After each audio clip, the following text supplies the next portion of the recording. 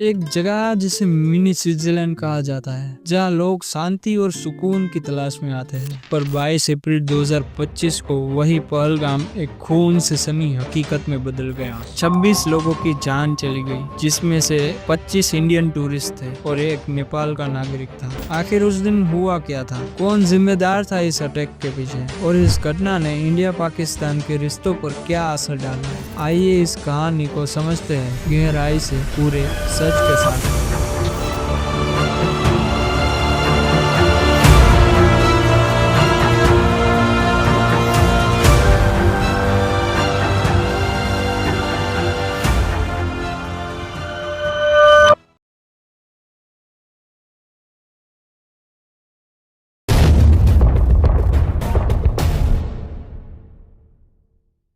22 अप्रैल 2025 करीब दोपहर के 2:30 बजे बेसारान वैली एक ऐसी जगह जो पहलगाम से 6 किलोमीटर ऊपर है। यहाँ लोग हॉर्स राइडिंग कर रहे थे, पिकनिक मना रहे थे, कुछ फोटोग्राफी कर रहे थे। तभी 5 आतंकी जो सेना की वर्दी में थे अचानक भीड़ में घुस गए। उनके पास M4 कार्बिन्स और AK-47 राइफल्स थी।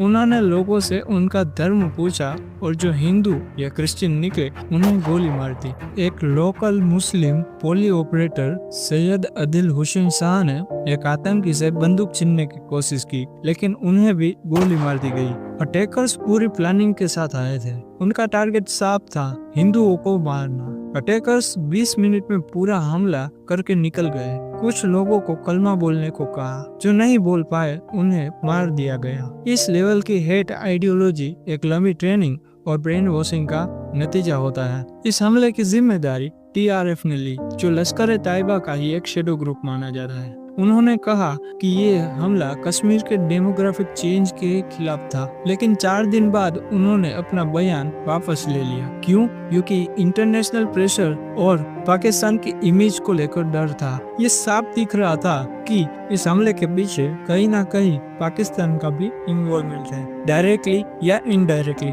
हमले के बाद PM मोदी ने अपना सऊदी अरबिया दौर कैंसिल कर दिया और तुरंत देश लौट आए। उन्होंने एक इमरजेंसी सिक्योरिटी मीटिंग बुलाई। गवर्नमेंट ने इंडस वाटर ट्रेड को सस्पेंड कर दिया, पाकिस्तानी डिप्लोमेट्स को बाहर निकाल दिया और एयर स्पेस बैन कर दिया। लेकिन असली जवाब आया 7 मई 2025 को सुबह के 4 बजे और इसका नाम था ऑपरेशन सिंदूर। भारतीय वायुसेना के सुकोई 13 MKI, मिराज 2000 और तेजस MK1 विमानों ने LOC पर सर्जिकल स्ट्राइक की। टारगेट थे POK में मौजूद 9 आतंकी ट्रेनिंग कैंप्स, जिसमें से 3 कैंपस मुजफ्फराबाद में और बाकी के नीलम वैली में थे। ऑपरेशन सिंदूर का मकसद था सिर्फ आतंकियों को मारना नहीं, बल्कि उनके सपोर्ट सिस्टम को जड़ से उखाड़ फेंकना। इसरो ने रियल टाइम सैटेलाइट सर्विलेंस दी और रॉ की इंटेल ने पिन पॉइंट लोकेशन बताई। स्ट्राइक इतने प्रीशियस थे कि बिल्डिंग्स मिट्टी में मिल गई, लेकिन सिविलियन डैमेज 0 था। इंडियन जेट सेफ वापस लौटे और दुनिया ने देखा भारत सिर्फ सहता नहीं, अब मुंह तोड़ जवाब देता है। पाकिस्तान में इमरजेंसी लगाई गई, मीडिया ब्लॉकआउट हुआ और कई आतंकी संगठन ने अंडरग्राउंड जाना शुरू कर दिया। भारत ने दुनिया को मैसेज दिया, अब आतंकवाद एक्सपोर्ट करने का मतलब है भारत से फुल पावर रिप्लाई लेना।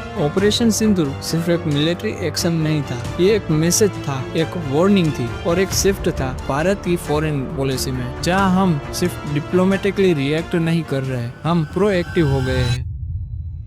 अब सवाल ये है कि फील्ड में ग्राउंड लेवल पर क्या क्या खामियां थी और फ्यूचर में कैसे सुधार होगा। बेसारान वैली एक रिमोट जगह है, वहाँ आर्मी की प्रेजेंस ऑलमोस्ट 0 थी। वहाँ तक पहुँचने के लिए सिर्फ घोड़ा या ट्रैकिंग ऑप्शन होता है। जब फायरिंग हुई तब तक हेल्प पहुँचने में बहुत देर हो चुकी थी। अब गवर्नमेंट वहाँ परमानेंट बेस बनाने की तैयारी कर रही है। एक सर्वाइवर ने बताया, मेरे पति को सिर में गोली लगी और 7 लोग और घायल हुए। एक लोकल गाइड नजाकत अहमद अली शाह ने 11 टूरिस्ट को बचाया। उन्होंने कहा, मैंने सिर्फ इतना सोचा कि ये बच्चे अपने घर सही सलामत लौटे। ऐसे लोगों की कहानियाँ दिल छू जाती है। टेरर के बीच भी इंसानियत जिंदा है, यही उम्मीद जगाता है। भारत ने यूनाइटेड नेशंस में इस मुद्दे को उठाया, लेकिन ग्राउंड पर हालात और खराब हो गए। बॉर्डर पर फायरिंग शुरू हो गई और दोनों देशों के बीच डिप्लोमेटिक टेंशन बढ़ गई। साउथ एशिया में एक बार फिर आतंकवाद इशू बन गया है। पहलगाम अटैक हमें याद दिलाता है कि टेररिज्म एक सिर्फ रिलीजन इशू नहीं है,